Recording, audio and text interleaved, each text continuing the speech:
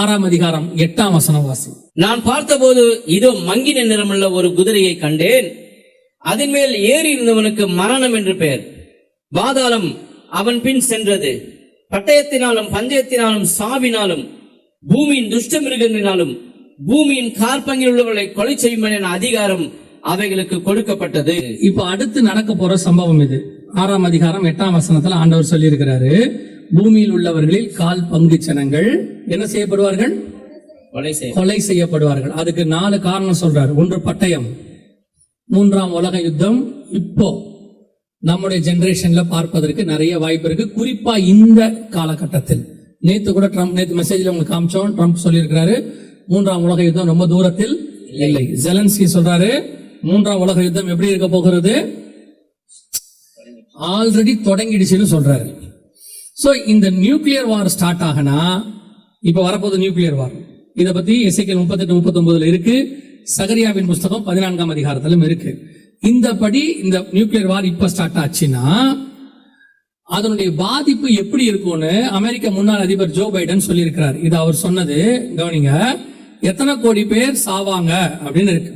அதன்படி இது அவர் சொன்னது, நான் சொன்னதில்லை. 500 கோடி பேர் வரை கொல்லப்படுவதற்கு வாய்ப்பு இருக்குன்றாரு. இது NDTVல வந்தது. இது அவங்களுடைய வெப்சைட்ல இருக்கு, நீங்க போய் பார்த்துக்கலாம். நியூக்ளியர் வார் ஸ்டார்ட் ஆச்சுன்னா எத்தனை கோடி? 500 கோடி, 5 பில்லியன் அவர் சொல்றாரு கில்டு வாய்ப்பு இருக்குதுன்னு. இதே காரியத்தை புதினும் சொல்றாரு. இந்த வார் ஸ்டார்ட் ஆச்சுன்னா எத்தனை கோடி பேர் சாவாங்கன்னு எங்களுக்கு கணக்கே இல்லை, எங்களை ஸ்டார்ட் பண்ண வைக்காதீங்கன்னு சொல்றாரு. ஆனால் ஸ்டார்ட் பண்ணக்கூடிய இடத்தில் தான் இது இருக்கிறது, மிக மோசமான இடத்தில் தான் இது இருக்கிறது. இந்த 200 கோடி அப்படின்னு அதாவது பைபிள் 1/4 பங்குன்னு சொல்லுது. இன்னைக்கு 800 கோடி பேர் உலகத்துல இருக்கு. 1/4 பங்குனா ஒரு 200 கோடி, இவங்க சொல்றதே 500 கோடி. சரி, அதுல முதல்ல பட்டயம் யுத்தம், 2வது பஞ்சம். இப்ப நீங்க வாசிச்சீங்க, பஞ்சத்தினுடைய உச்சம் 2030 வரும். அதுல எத்தனை கோடி பேர் பாதிக்கப்படுவாங்க? இந்தியால மட்டும் 9 கோடி. அப்படின்னா உலகம் முழுக்க கணக்கு போட்டுக்கோங்க. 3வது சாவினாலும் அப்படின்னா இயற்கை பேரழிவு, மிகப்பெரிய இயற்கை பேரழிவு உலகம் முழுக்க வரப்போகிறது, நடந்துகிட்டே இருக்கு. இந்த 2 மாசத்துல எத்தனை பேரழிவுன்னு உங்களுக்கே தெரியும்.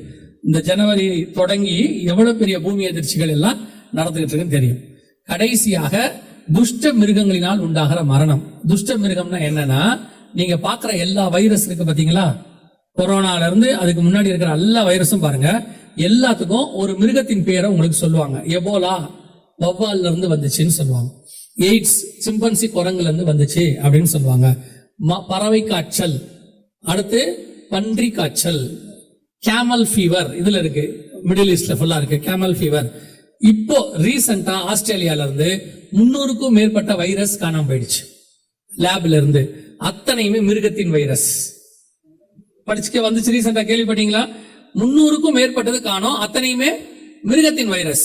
அந்த இதுல அவர் என்ன சொல்றாருன்னு கேட்டீங்கன்னா, அந்த வீடியோல அவங்க என்ன சொல்றாங்க அப்படின்னு கேட்டா, இந்த வைரஸ் வெப்பனா பயன்படுத்தப்பட்டா கொரோனா மாதிரி யூஸ் ஆச்சுன்னா 100க்கு 15 பேர் செத்து போவாங்கன்னு சொல்றாரு.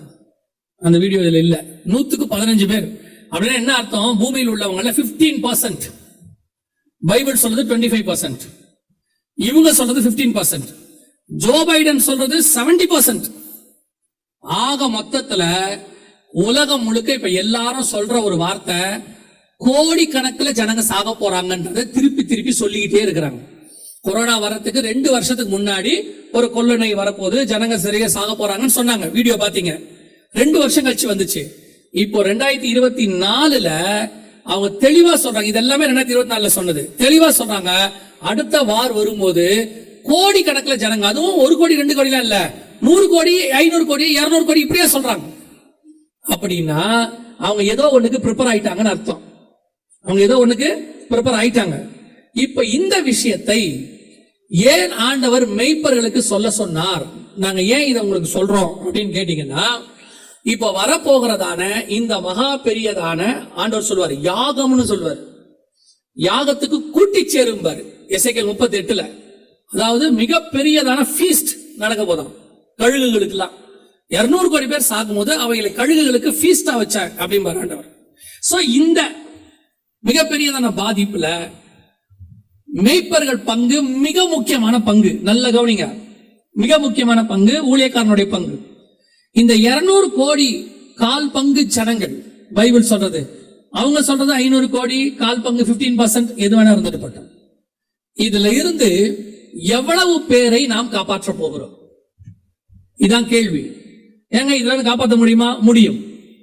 2 காரியத்தை ஊழியக்காரர்கள் செய்யணும், குறிப்பாக போதகர்கள் மேய்ப்பர்கள் செய்யணும். என்ன செய்யணும்? ஃபர்ஸ்ட், உங்ககிட்ட கொடுத்த சர்ச் 100% கர்த்தருடைய வருகைக்கு ஆயத்தமா இருக்கான்னு உங்களுக்கு தெரியணும். உங்க சர்ச்சை பத்தி உங்களுக்கு தெரியணும். நான் கேட்கறது புரியுதா? இப்போ நீங்க ஒரு ஸ்கூலுக்கு போங்க, அந்த இருக்கிற கிளாஸ் டீச்சர் கிட்ட அந்த கிளாஸ்ல இருக்கிற பசங்களை பத்தி கேளுங்க. ஒரு 50 பசங்க தான் இருப்பாங்க ஒரு கிளாஸ்ல, மினிமம். மேக்சிமம் 55-60 இருக்கும், அதுக்கு மேல இருக்காது. செக்ஷன் பிரிச்சுருவாங்க ஒரு செக்ஷனா. ஒரு 50 பசங்க இருக்கிற அந்த கிளாஸ்ல இருக்க டீச்சரை கேளுங்க.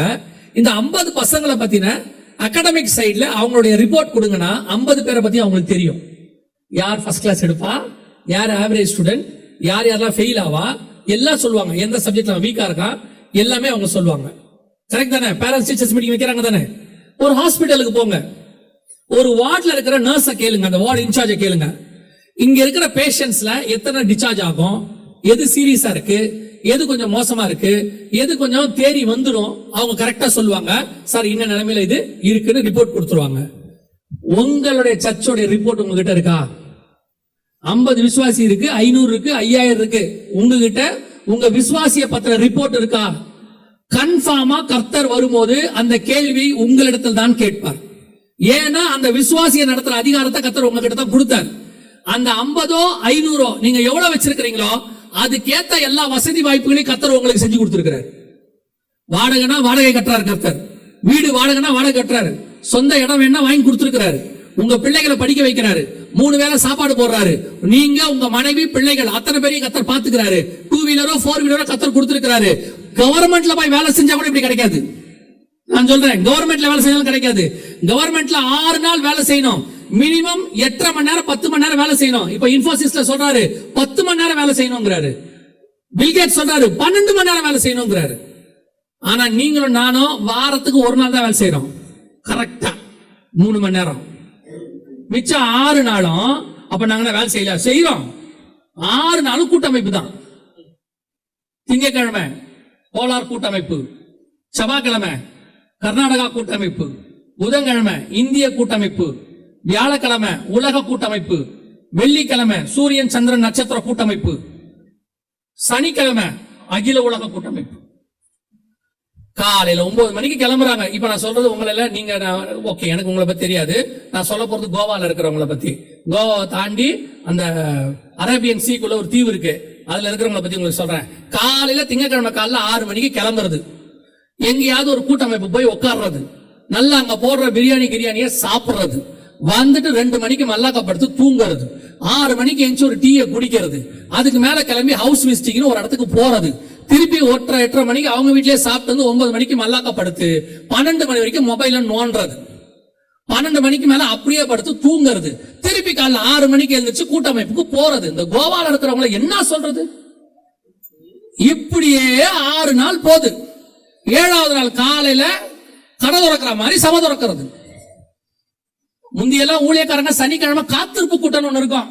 அன்னைக்கு சனிக்கிழமையில பார்க்கவே முடியாது ஊழியக்காரங்களை. எல்லாரும் ஃபாஸ்டிங் போட்டு வீட்டுக்குள்ளேயே இருப்பாங்க. கர்த்தர்ட்ட இருந்து வார்த்தையை வாங்கினாதான் வெளியே வருவாங்க. ஞாயிற்றுக்கிழமை காலையில ஃபாஸ்டிங் இருப்பாங்க, கூட்டத்தை முடிச்சிட்டு போய் தான் சாப்பிடுவாங்க. அப்படியே போய் அந்த ஃபாஸ்டிங்கோட நிப்பாங்க. ஒரு அக்கினி வெளிப்படும். அவங்க கிட்ட பெரிய டீப்பான தாட் இருக்காது, ஆனா பேசுற தாட்டு வல்லமையா இருக்கும். இங்க எங்க கோவால எல்லாம் 6 நாள் இப்படி போகுது. ஞாயிற்றுக்கிழமை போய் அப்படியே நிக்கிறது. 52 வாரத்துக்கு 52 பிரசங்கம் ஒரு புக்கு விக்குது, அதை வாங்கிக்கிறது, அதுல ஒரு பிரசங்கத்தை உருவிக்கிறது. அப்புறம் குட்டி கதைகள் 100 ஒரு புக்கு விக்கிறது, அதுல 4 குட்டி கதையை எடுத்துக்கிறது, 2 வாட்ஸ்அப் மெசேஜ படிச்சு போடுறது, பாட தெரிஞ்சா நடுவுல 2 பாட்டையும் பாடி போடுறது, 3/4 மணி நேரத்தை ஓட்டி முடிச்சு போடுறது. அந்த விஷயத்துலதான் நான் கோலார பார்த்து சந்தோஷப்பட்டேன். நல்ல வேலை, நீங்க எல்லாம் சூப்பர். இப்படி இருந்தால் எப்படி சபை நடக்கும்? அடுத்து நல்லா தெரிஞ்சுக்கொள்ளுங்க, உங்க விசுவாசியை பத்தி உங்களுக்கு தெரிஞ்சிருக்கணும். இவ்வளவு பேரையும் நீங்க கொண்டு போய் பரலோகத்துல சேர்க்க வேண்டிய பொறுப்பு இருக்கு. 100 ஆடுல 1 காணாம போனாலும் கேட்பாரு. நீங்க கிருபை உள்ளவரை 10 மட்டும்தான் பார்த்திருக்கிறீங்க. உக்ரானக்காரனான தேவனை இது வரைக்கும் நீங்க பார்த்ததில்ல. சும்மா விளையாட்டு பக்கம் விட்டுருவார் நினைக்காதீங்க. 50 ஸ்டூடெண்ட கொடுத்தா அந்த டீச்சரை நாக்க பிடிக்கிற மாதிரி கேள்வி கேட்கிறார் ஹெட்மிஸ்டர்ஸ். ஏன் பசங்க ஆவரேஜா இருக்கான், ஏன் படிக்கல, டியூஷன் வைக்க சொல்லுன்னு சொல்றாங்க. போய் கேளுங்க, ஹாஸ்பிட்டல்ல போய் ஒரு டார்கெட்டை ஃபேஸ் பண்ணணும் டாக்டருக்கு வச்சிருக்காங்க, இல்லனா சிஇஓ மீட்டிங் வச்சு கலக்கி விடுறான். போய் ஒரு சூப்பர்வைசர் கீழே வேலை பார்க்காட்டி 4 கேள்வி கேட்கறான். வரும்போது கர்த்தர் நாக்க பிடிக்கிற மாதிரி கேட்பாரு. ஊழியக்காரனுக்கு வேலை கொடுத்த ஆத்மாவை கொண்டு போய் பத்திரமா பரலோகத்துல சேர்ப்பது. 1 போச்சுனாலும் கர்த்தர் கண்டிப்பா கேட்பாரு. நீங்க நினைச்சுக்காதீங்க விளையாட்டு போக ஆண்டவர் விட்டுருவாருன்னு. அந்த 50 ஆத்மாவையோ 500ஐயோ 5000ஐயோ நீங்க நடத்துவதற்கு தான் கர்த்தர் அத்தனை ஆசீர்வாதங்களையும் நமக்கு செஞ்சு கொடுத்திருக்கிறார். 10ஆவதுக்கு 2 பாடிகார்டு தூதர்களையும் போட்டு முன்னும் பின்னுமாக பாதுகாத்துக் கொள்றாரு. இவ்வளவும் கர்த்தர் ஏன் செய்யறாருன்னா அவர்கிட்ட கொடுத்த ஆத்மாவை ஒழுங்கா வளர்த்து கொடுக்கிறது.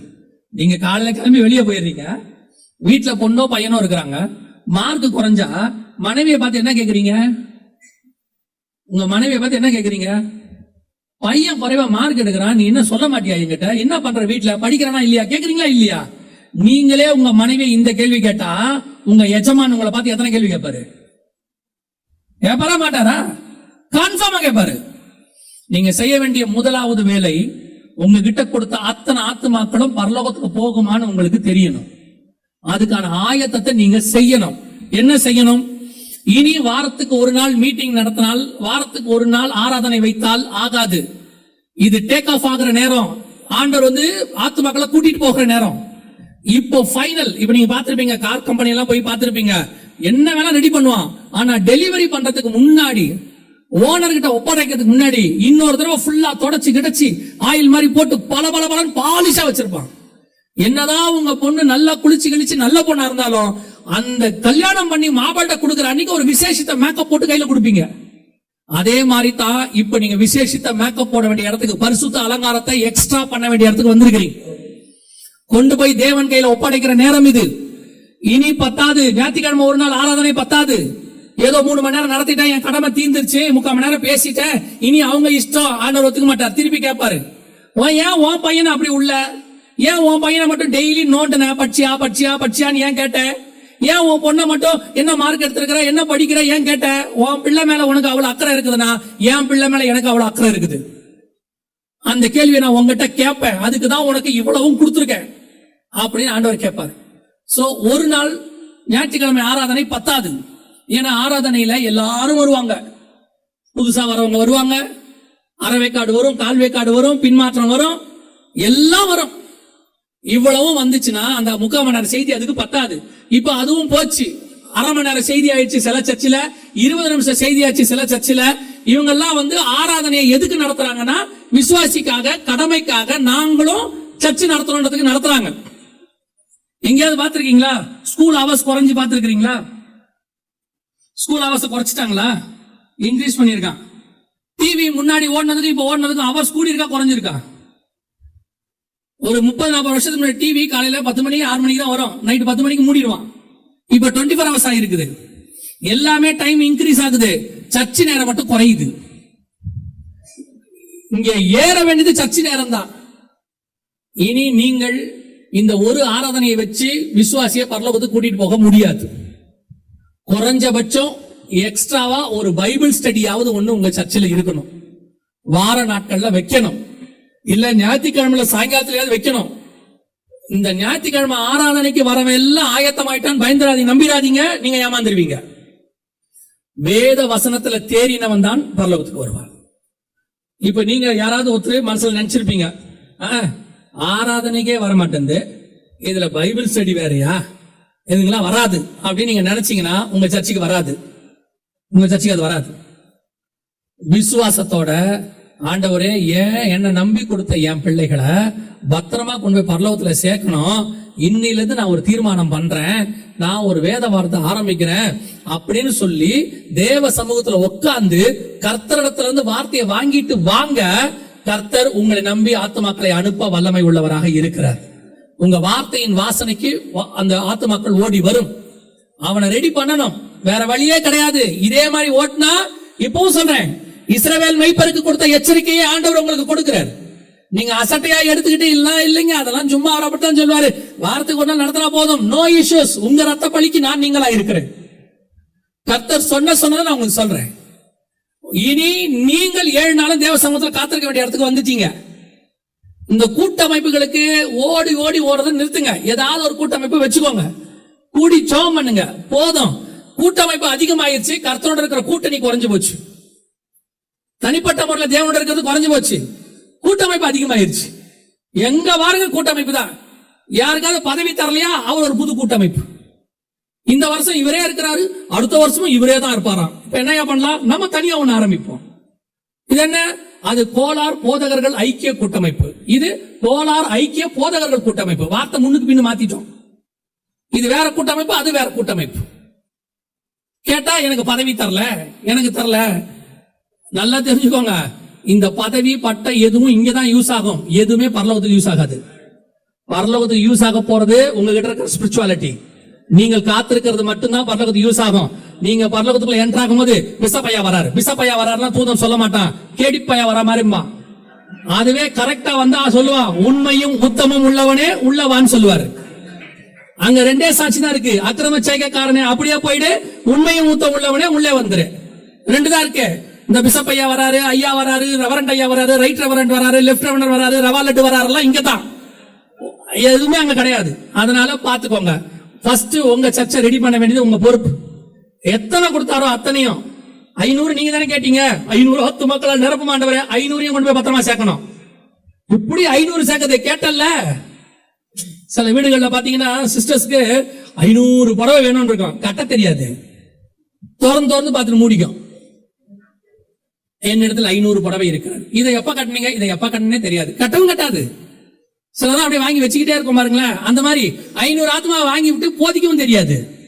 ஆனா பேர் மட்டும் எங்க சர்ச்சில் ஒரு 500 பேர் வராங்க. பிரைஸ் தி லார்ட், ஹல்லேலூயா. 500 ஆத்மா எப்படி இருக்கு, அது கர்த்தரே அறிவார். கர்த்தர் அறியறதுக்கு உனக்கு எதுக்கு ஆத்மா? நான் கேட்கறது நியாயமா இல்லையா? நானே இந்த கேள்வி கேட்கிறேனே, ஆண்டவர் எந்த கேள்வி கேட்பாரு? ஒண்ணுமில்லாத நானே கேட்கும் போது சர்வ ஞானமுள்ள தேவன் கேட்பாரா கேட்க மாட்டாரா? 2வது நீங்க செய்ய வேண்டிய மிக முக்கியமானது, இந்த 200 கோடி பேர் சாவாங்கன்னு பைபிள் சொல்றது, 1/4 பங்கு. 500 கோடின்னு அவங்க சொல்றாங்க, அதெல்லாம் எதிர்பார்ட்டு. இப்போ உங்க சபையை சுத்தி ரட்சிக்கப்படாத 100 கணக்கில் 1000 கணக்கில் ஜனங்க இருப்பாங்க. இந்த 1/4 பங்குல அவங்களும் தான் இருப்பாங்க. ஏன் உங்களை கர்த்தர் அங்க வச்சிருக்கிறாருன்னா, உங்க சபையை சுத்தி குறைஞ்சபட்சம் ஒரு 3 கிலோமீட்டர், அதிகபட்சம் ஒரு 5 கிலோமீட்டர் சுத்தி இருக்கிற அத்தனை ஆத்துமாக்களுக்கும் இன்னும் ஒரு விசை சுவிசேஷத்தை சொல்லிவிடுங்கள். இல்லைங்க நாங்க ஏற்கனவே சொல்லிட்டோம், இருக்கட்டும், இது கடைசி முயற்சி. அவன் சபைக்குள்ள வந்துட்டான், பாதுகாக்கப்பட்டுரும். அவனுக்கான கடைசி சான்ஸ் சர்ச்சு தான். இப்ப அவன் செத்துட்டானா நரகத்துக்கு போயிருவான். அவனை காப்பாத்துற பெரிய பொறுப்பு சபை கிட்ட இருக்குது. ஒரு சபையை கர்த்தர் ஏன் அங்க வைக்கிறாருன்னா, அதை சுத்தி இருக்கிற அத்தனை அநீதிமான்களை நீதிமான்களாய் மாத்துவதுக்கு தான் கர்த்தர் அங்க வச்சிருக்கிறார். அது உங்கள் மேல் விழுந்த கடமை. நீங்க சுத்தி ஒரு 3 கிலோமீட்டர், குறைஞ்சபட்சம் அதிகபட்சம் ஒரு 5 கிலோமீட்டர் எல்லாருக்கும் சுவிசேஷம் சொல்லிட்டேன், அத்தனை பேருக்கும் சொல்லிட்டேன். இனி நான் விதைக்க வேண்டியதை விதைச்சிட்டேன், விளைய செய்கிற கர்த்தர் ஒருத்தர் இருக்கிறார், அவர் பார்த்துப்பாரு. ஆனா நான் சொல்லிட்டேன், ஆண்டவர் வரும்போது, ஆண்டவரே என்ன என் ஏரியால சுவிசேஷம் விதைக்கப்படாத இடமே கிடையாது, என் கால்படாத இடமே கிடையாதுங்கிற ஒரு நிச்சயத்தை இந்த ஒரு வருஷத்துக்குள் அச்சீவ் பண்ண பாருங்க. அடுத்த வருஷம்லாம் எப்படி இருக்கும் நமக்கு தெரியாது. இந்த வருஷமே வெயில் பின்னு போகுதுன்னு சொல்றாங்க. நியூக்ளியர் வார் ஸ்டார்ட் ஆச்சுன்னா இதை விட 1.5 டிகிரி செல்சியஸ் இன்க்ரீஸ் ஆகும்ன்றான் வேர்ல்டு வைட். தானாவே மரங்கள் எரியுமா, அந்த அளவுக்கு உஷ்ணம் அதிகரிக்க போதுங்கிறான். சோ இருக்கிற இந்த கொஞ்ச நாட்களை முழுக்க முழுக்க சுவிசேஷத்துக்கு பயன்படுத்துங்க. கண்டிப்பாக உங்களை அடிப்பார்கள், தடுத்து நிறுத்துவார்கள், சொல்லக்கூடாதுன்னு சொல்லுவாங்க, அது அவங்க வேலை. ஏன்னா பிசாசு கடைசி நேரத்தில் தன் வேலையை பார்க்கிறாங்க. அவனுக்கு இன்னும் கொஞ்ச காலம் தான் இருக்குன்னு அவனுக்கு நல்லா தெரியுது. அவனே அவ்வளவு வேலை பார்த்தா தேவனுடைய ஊழியக்காரன் இன்னும் அதிகம் நான் வேலை பார்ப்பேன். தோத்து போன பிசாசுக்கு அவ்வளவு வைராகியம் இருக்கும்னா, ஜெயம் கொண்ட தேவனுடைய ஊழியக்காரன் நானு, எனக்கு என்ன இருக்கணும், வைராகியம் இருக்கணும். இந்த 2 காரியத்தை மட்டும் கன்ஃபார்மா செஞ்சிருங்க. ஒண்ணு, உங்கள் சபையை 100% ஆயத்தம் பண்ண சபையா மாத்துங்க. அதுக்கு வெறும் ஞாயிறு ஆராதனை பத்தாது, ஆராதனையிலையும் யூஸ் பண்ணுங்க, இன்னும் எக்ஸ்ட்ராவா ஒரு ஆராதனை. அது வந்து பைபிள் ஸ்டடியாக இருக்கணும். ஆத்துமாக்களை வர சொல்லுங்க, 1 மணி நேரம் எடுங்க. அதுக்கு முன்னாடி நீங்க 4 மணி நேரம் காத்துருங்க. நீங்க செல்ல கூட்டமைப்பை கட் பண்ணுங்க, அதுவே போதும். அதுலயே நீங்க பைபிள் ஸ்டடி எடுத்துடலாம். வெட்டியா போய் உட்கார்ந்து அந்த பாஸ்டர் அப்படி, இந்த பாஸ்டர் அப்படி, அவர் ஊழியம் இப்படி, அவர் உருப்பட மாட்டாரு, இவர் உருப்பட மாட்டாரு கேட்டா நீங்க போறது கர்நாடகாவின் எழுப்புதலுக்காக ஆண்டவர் மிகப்பெரிய காரியத்தை செய்வார். உட்கார்ந்து பேசுறது அவன் உருப்பட மாட்டான், அவன் நாசமா போவான் அவன் அப்படின்னு. இந்த ஒரு மனமே இல்லாத கூட்டமைப்புல எழுப்புதலே வர போறதில்லை. நல்ல ஒரு மனமா இருக்கிற எழுப்புதலுக்கு போங்க, கூட்டத்துக்கு போங்க, 1-2 வச்சுக்கோங்க. ஆனா மிச்சத்துல நீங்க தேவ சமூகத்துல காத்துருங்க, நீங்க உட்காருங்க. கூட்டமைப்பை நான் எதிர்க்கிறேன்னு நினைச்சுக்காதீங்க. நீங்கள் சகோதரர்கள் கூடி ஜெபிக்கிறது ஒண்ணு இருக்கு, ஆனா நீங்க தேவனோட ஜெபிக்கிறது தான் இருக்கிறதுலே ரொம்ப முக்கியம். அதுதான் ரொம்ப இம்பார்ட்டன்ட். சோ அதுக்கு இம்பார்ட்டன்ஸ் கொடுங்க. முதலாவது உங்களுடைய சபை ஆயத்தப்படுத்துங்க, இன்னொன்னு உங்க சுத்தி இருக்கிற ஒரு கூட்டத்தை ஆயத்தப்படுத்துங்க. 2 காரியம். இப்ப ஆண்டவர் சொல்றது ஏதோ செய்தி கதை நினைச்சிடாதீங்க. அடுத்து ஒருவரும் கிரியை செய்ய முடியாத காலம் ஒன்று வருகிறது. அதுக்கு முன்னாடி இப்ப ஓபன் டோர் இருக்கு. இந்த 1 வருஷம் 1.5 வருஷத்துக்குள்ள செஞ்சீங்கன்னா நல்லது. அதுக்கப்புறம் ஆன்லைன்ல செய்யலாம்னு நினைக்காதீங்க. சில நாட்கள் ஆன்லைன் கூட வேலை செய்யாது. நியூக்ளியர் வார் உச்சத்துக்கு போகும்போது ஆன்லைன் வேலை செய்யாது. மிக மோசமான கண்டிஷன் வரும். இப்பவே ரட்சணிய நாள், இப்பவே ஆண்டவர் உங்களுக்கு எச்சரிப்பு கொடுக்கிறாரு. இன்னையில இருந்து தீர்மானம் பண்ணுங்க, இனி என்னுடைய வேலை டெய்லி ஒரு 1 மணி நேரமாவது சுவிசேஷம் அறிவிப்பது. உங்க விசுவாசிகளை ஆயத்தப்படுத்துங்க, சுவிசேஷம் சொல்ல சொல்லுங்க. நீங்க தேவ சமூகத்துல உட்காருங்க, காலையிலயும் மாலையிலயும். சபையை 7 நாளும் திறங்க. பைபிள் ஸ்டடி 1 நாள் வைங்க, 7 நாளும் திறங்க. போய் உட்கார்ந்து நீங்களும் உங்க குடும்பமும் சேர்ந்து ஜெபம் பண்ணுங்க 1 மணி நேரம். சபை 7 நாளும் ஜெபம் திறந்துருக்கணுங்க. ஆர்சி காரனும் சிஎஸ்ஐ காரனையும் பார்த்து நீங்க கோவப்படுறீங்கல்ல, பொறாமையா இருக்குது இல்ல. பாருங்க அந்த சர்ச்சில் எவ்வளோ கூட்டம், ஜனங்கள் அப்படியே அங்க சாரசாரியாய் போகிறார்கள். சத்தியத்தை சொல்லுகிறோம், நம் சபைக்கு வரமாட்டான். அவன் எப்படி வருவான்? போய் பாருங்க சிஎஸ்ஐ ஆர்சி சபையா, காலைல 6 மணிக்கு திறந்துருவாங்க. திறந்தாங்கன்னா நைட்டு 9 மணிக்கு தான் மூடுவாங்க. 7 நாளும் திறந்திருக்கோம். நம்ம சபை எப்ப திறக்கும்? ஞாயிற்றுக்கிழமை 1 நாள் தான் திறக்கும், மத்த நாள் திறக்கவே திறக்காது. கேட்டு பாருங்க, ஏங்க சர்ச் திறக்க மாட்டீங்க? உள்ள ஸ்பீக்கர் இருக்கு, உள்ளுக்குள்ள 2 மைக் இருக்கு. அவன் அத்தனை கோடி ரூபாய் சொத்தை உள்ள போட்டு திறந்து வச்சுட்டு உட்காந்துருக்கான். இங்க நம்ம மிஞ்சி போச்சுன்னா ஒரு 4-5 லட்சத்து தான் இருக்கும். திறங்க, ஒரு ஆளை ஜெபத்துக்கு போடுங்க. ஒரு அவங்க செக்ஸ்டன் ஒண்ணு வச்சிருக்காங்க, ஒரு ஆள் அசிஸ்டன்ட் போடுங்க.